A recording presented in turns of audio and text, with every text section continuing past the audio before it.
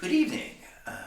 Welcome to podcast number 39. This is the king of all mediums. And tonight on podcast 39, I'm going to discuss my experience trying to repair my Led Zeppelin 4 8-track tape. But before that, let us look at some 4 new finds, okay? Now, this group I have the Endless Summer album, but it's missing a few songs, so I thought I would buy the 2 cheap CDs, and I thought I'd pick them up. And this is sort of, I got the volume 2 first. It's called the Beach Boys 20 More Good Vibrations, and so I got it. First of all, it had this funky odor. I don't know what it is. It smells like cigarettes or pot. I'm trying to figure this out. Yeah, so first thing, the the packet was kind of funky. The liner notes, which looked pretty good. One came from Florida. One was pretty close. That's why it came first. So, I don't know what this odor is. This is weird odors on these things. I get buy shit used, It's a little richer, I can probably buy more stuff, okay. CDs sound very good. Again, CDs for some reason sound better with my system. Maybe I have a bad turntable, I don't know what it is. But the receiver for some reason picks up the volume much better, so I have to lower the volume. I don't know, anyone maybe there. Okay, I don't know. I'm going to mess this up.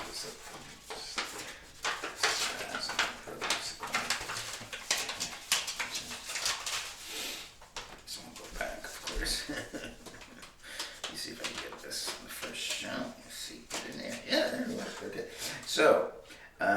So it's Grace's Volume 2. So Volume 1 had the best hits, and Volume 2 is the second group of hits, and there's 20 of them. I guess there's 40 in total. So let's see what's on this. In My Room, great song. The Warmth of the Sun, great song. Don't Worry Baby, a great song. All Summer Long's a good song. Wendy, great song. Little Honda, it's a good song. When I Grow Up to Be a Man, it's a good song. It's expressing Brian Wilson's concern, about finally not being a beach boy anymore, right? Okay. Please Let Me Wonder, not that memorable. You're So Good to Me, it's okay. The girl I once knew, it's okay. Caroline, no, I think that's off the, I think it was actually released before as a single, and then included on the Pet Sounds. It's a good song. Heroes and Villains. It was put on the Pet Sounds album. It's a pretty good song. It's kind of weird. Wild Honey, okay, it's pretty good. Darling is a good song. Nothing outstanding. They went through that period, and basically they kind of lost their mojo. I think they should have kept on doing what they did. Problem is they tried to go psychedelic and they just didn't have it. Brian Wilson had a lot of mental problems. He lost his mojo. I think after Sergeant Pepper's, he kind of, because Sergeant Pepper's, he just said, I cannot top this. Darling, it's okay. Friend, Do It Again is actually the best later day hit. Homage back to the early days. Bluebirds Go Over the Mountains, it's a good song. Last 3 are kind of weak. I Can Hear Music. Breakaway. Cotton Fields is a lead belly song, so kind of meh. Had a lot of weak, I think one of the songs, Breakaway, a Charlie Manson rewrite on it. So they really struggled. And Brian Wilson really wasn't with the group. They had a lot of rewrites. Dennis Wilson's hanging out with Manson, and the girl picks up a couple of Manson chicks, and they go, and Manson comes in, and Manson's trying to get a recording contract, and Terry Mills just saying no, and next thing you know, 7 people are dead. So, it's it's not bad. You know, I mean, I mean, I know a lot of the songs. You get the first, second listen. You know, you say, okay, let me. See, that's the key. You know, you take a first listen, and you know, and the second listen is good once you get the second listen. Okay. Second compact disc of the day is Neil Young's first effort. Okay, now this came only with the booklet and the compact disc, so I actually gave it a case. So I had a few of these around, which was good. I don't know if the person told me this. I have to look, and if they told me, I won't give them a bad review. If they didn't tell me, I'm going to give this person a bad review. Okay, so it begins. So this is his first solo album, late in '68. Just had been done with Buffalo Springfield. So the first song is The Emperor of Wyoming, which is an instrumental. And one thing I can say, there's not a bad song on the CD, but there's not many great songs on the CD. There's maybe only one, and one very good song, and that's the next song, The Loner. If I Can Have Her Tonight's a good song. I've Been Waiting for You's a good song. Now, song 5 is a great song. Okay, The Old Laughing Lady, which I do believe is talking about alcohol. You know, The Old Laughing Lady is alcohol. String Quartet from Boston is just like a minute or so. That might be the bad song. Here We Are in the Years. Now, it kind of concludes the album. It's a little weak. That's okay. What did you do to my life? That's okay. I've loved her so long. And yeah, that's good. You know, the last 7 are a good song, but nothing spectacular. And the best track is the at the end, side 2 is The Last Trip to Tulsa. And you know, it's a decent song in terms of the lyrics. I mean, in terms of the guitar, and you know, the lyrics are actually pretty good. So you know, I mean, a long song, well over 7 minutes. So, an excellent debut. I'd probably give it like a 3 stars. I know the Old Laughing Lady is a spectacular song. It's a great song. It appears on his Decade 3 album. I put on 2 CDs. It was on 2 CDs. So definitely well worth it. Okay, let's see what else we got. Okay, so I was at the probably the last trip to that record store in Astoria, and I was noticing there was pretty much nothing left. And the used records were really, really outrageously expensive. So it's time to go to another place, probably go downtown Manhattan. And so what happened is I saw this, and it wasn't, I mean, it was expensive. It's 180 grand. And Black Sabbath's debut album. And this is a great album. I mean, especially side 1. Side 2 is pretty good too, but you know, I mean, side 1 is just Black Sabbath, of course, unbelievably great song. Another one I call the triumvirate, group's name, album name, song name, right? The Wizard. Wasp, great song. Behind the Wall of Sleep, good song, basically, and of course, NIB. That's one of the great, I mean, maybe the greatest heavy metal song ever.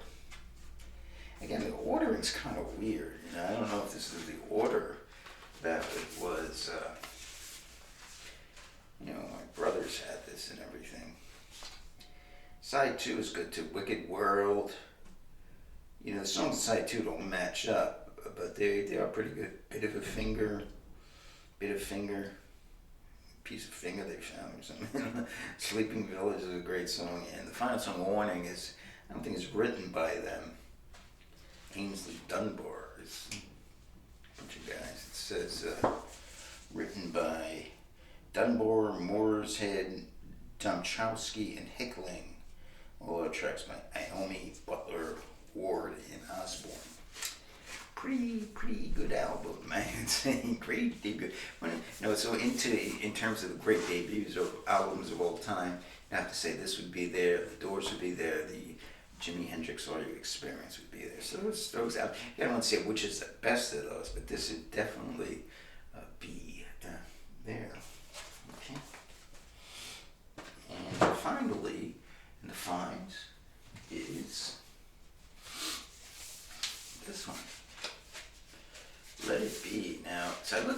It Be. I thought I'd get it. I mean, not for a Beatle album, it's kind of weak. You gotta admit that.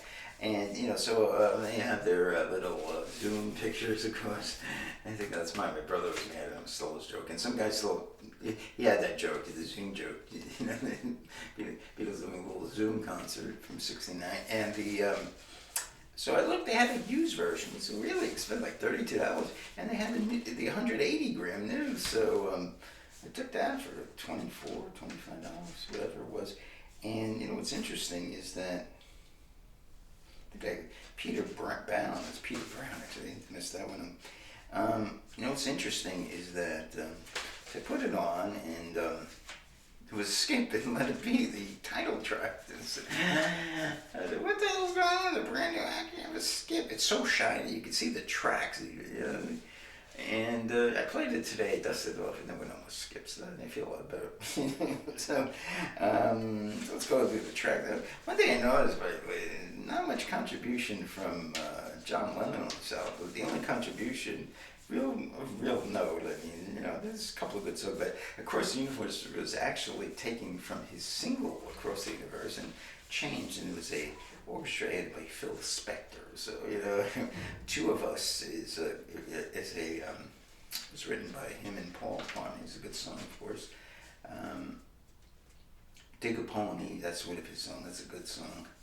Across the Universe, a great song, but that song was actually written before and tidied up. And I think Phil Spector did a good job. I don't think the single version is as good as the one you heard on this album. I Mean Mine's interesting. The Beatles' last song actually was recorded January 1st or 2nd. January 2nd, January 3rd of 1970. A lot of people think Abbey Road was the last thing done by the Beatles. No, that actually was done by Ringo, George, and Paul. John wasn't there. And January 3rd, 1970. So, actually, interesting enough, they actually repeated the first verse as the third verse to fill out the song a little bit. So it wasn't really completed.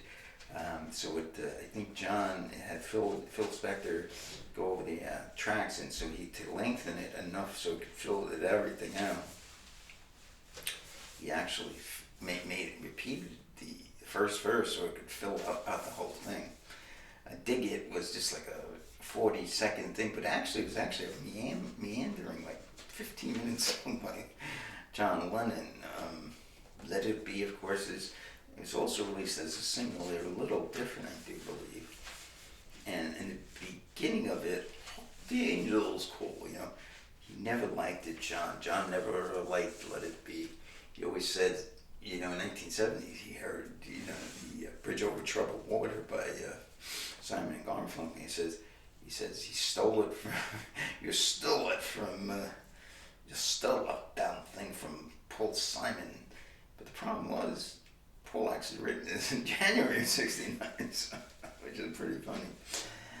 Maggie May is a traditional thing that him in a couple of seconds. So his contribution wasn't too good. And then you go to side 2, I've Got a Feeling, which Paul, one part did Paul, and the Everything is a Hard Year was a John sign. Okay, One After 909 was a song they did in 1963, but they never released. They brought it back. John song, great song though. A lot of people like it. The Long and Winding Road, of course, very controversial. Paul, first of all, there's a lot of upset over the bass part by. There's only 3 instruments supposed to be in the song. Bass by John and drums by Ringo, and that was it. And John was very negligent on the bass. You can't even really hear it. I don't know what the big spiel was, but supposedly there's a lot of hubbub over that. And another thing is Paul did not want the orchestra, but it turned into like a #1 hit. So I don't know what Paul was complaining about. So upset, years later, he released the Let It Be Naked. For You Blue was a little George Harrison piece. Second song on the album, of course, Get Back closes the album. So, for a Beatles album, not that great, but for anybody else, it would be a spectacular album. Okay, so to talk about my trying to repair now. The foil sensor broke. It's a very common problem with 8-track tape. So I have a few of them from my 8-track tape repair kit, and of course it was the Led Zeppelin 4 Runes album, whatever the hell you want to call it. And so I said, okay, let me try to repair this. And I'm not very mechanically inclined, to tell you the truth. I'm like a woman. No, I shouldn't say that. Not politically correct. This king is not very politically correct. That's the one thing. I'm a very nice person, but I'm not politically correct. I say things I should not say at times. But this king is not very politically correct. So what happened was I said, okay, let me try this tonight. And also I'm going to try to build my CD. I don't want to do this. It's stressful. I hate stressful things because I don't know if I can do it. So I have the foil sensor. So first thing is opening it up, which I'm able to do, but without spilling the tape and getting all the tape, unwound. So it's all over the place. So as I was opening, I was able to flip it over, which you got to do, and I was able to successfully do that. So things are looking really good. So I got the tape, I got so I see where it is. And I got the foil sensors. The guy sent me like 3 or 4 foil sensors, and things are looking really good. And I'm like, wow, I'm gonna fix this damn thing. And of course, I don't know how it happened. The tape somehow got unwound and it got all tangled on the floor. So I didn't give up so easily. I said, okay, I'm going to fix this. Now the problem is, with the 8-track, it's weird. It's like a continuous loop tape, right?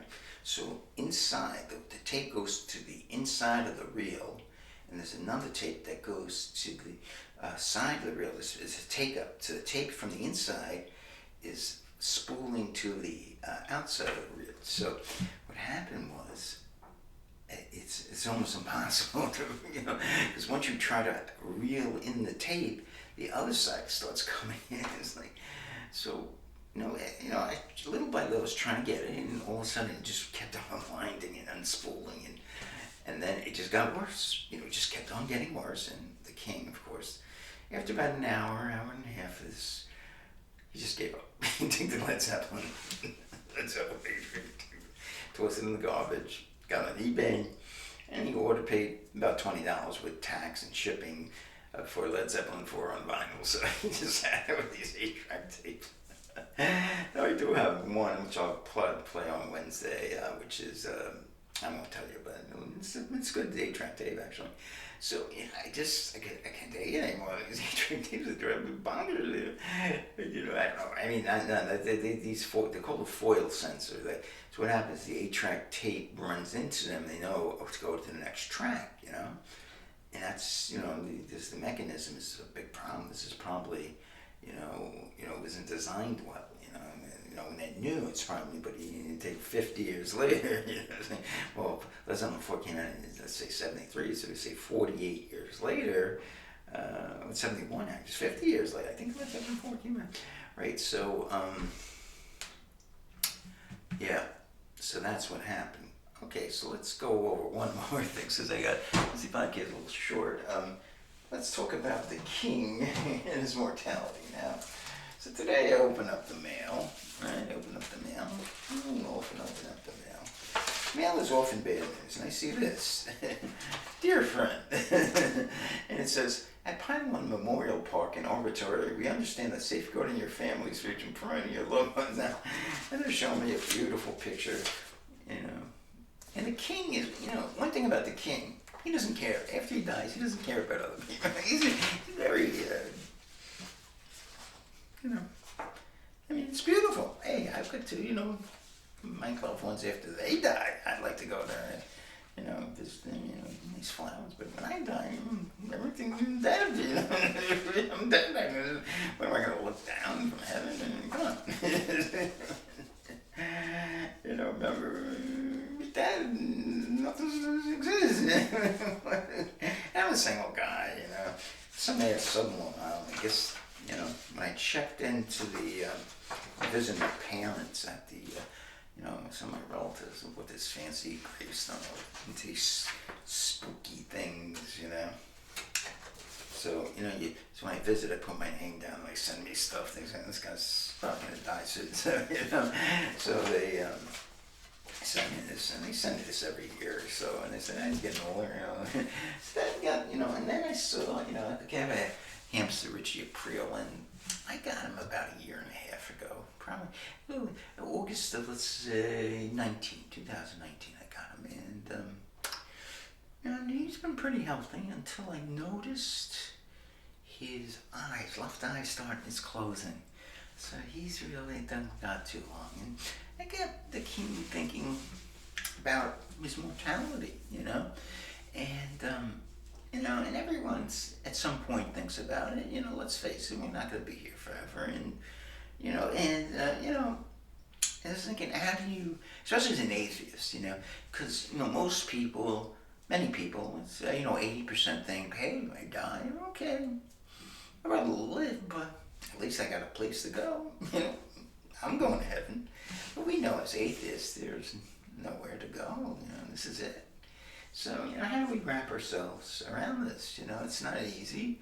It's never easy. No one's going to say, okay, I have the solution. Here's what you do.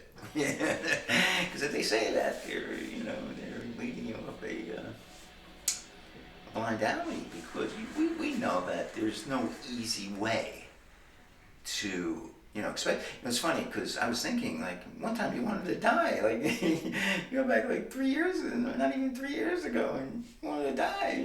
You wanted to jump off your building. So, and now all of a sudden you're like, oh shit, I don't got much time left. I'm gonna average, if I live to 80, let's say, if I'm lucky enough, I got 24 years. That's not a lot of time. So how do you, come about that? I was thinking about that, And, one book I read was pretty good, was Staring at the Sun by a psychiatrist, Irving Yalom, Yalom. So I ordered it today. Again, I lost all my possessions, so actually it was a hardcover, and I got it. It's in a paperback. It's very cheap, which is nice. And so I'd like to read that again, because these are tough questions, how, and I kind of know what he says, but I'd like to, he had a good voice, and he was an atheist too, and it's a tough thing. How do we come to, especially as an atheist, religious people say, oh, I'm going to heaven, but we as atheists, we don't have that easy answer, See, here we are, we live this short life and we die, and that's it. And I wish I could tell you I have the answer, and I'm going to tell you, you're going to have a great afterlife. We know as atheists that the brain controls every function, and once the brain is dead, there's nothing. No oxygen to the brain, there's nothing, So we only survive for a very short time on this planet. And we're lucky to be humans, actually, because in my hamster, yes, his eyes closed, and I know that's the beginning of the end. I've seen this, I deal with this death. I have had many hamsters, and most of them die naturally. I very rarely found a hamster, maybe had two that died of natural causes. I mean, not natural causes, but, died suddenly. I see the progress, Once I see that eye close, I know they might have like 2-3 months, So it's sad I see this, and it's, but so I got this book, and, and I wish, if you're an atheist, maybe, comment on this in my comments. How do you deal with your knowledge of your mortality? I'd love to know, because, and I have trouble, I mean, I'm sure you do too. Like, what makes you, like, when these questions of your mortality come up, and when I read my book, maybe I'll discuss about the book, and have a discussion, about the book. So, I'd love to hear what you think about, as an atheist, how do you confront your own mortality? Do you have difficulty? Maybe that's what atheists have, difficulty, and maybe atheists are more prone to depression. They probably are. Woody Allen often talked about that. They're deluded, but at least they're happy. So maybe we are more prone to depression. We don't have this delusional thought. Oh yeah, okay, we're gonna die, we're gonna age, but hey, but once we do, we'll be with Jesus.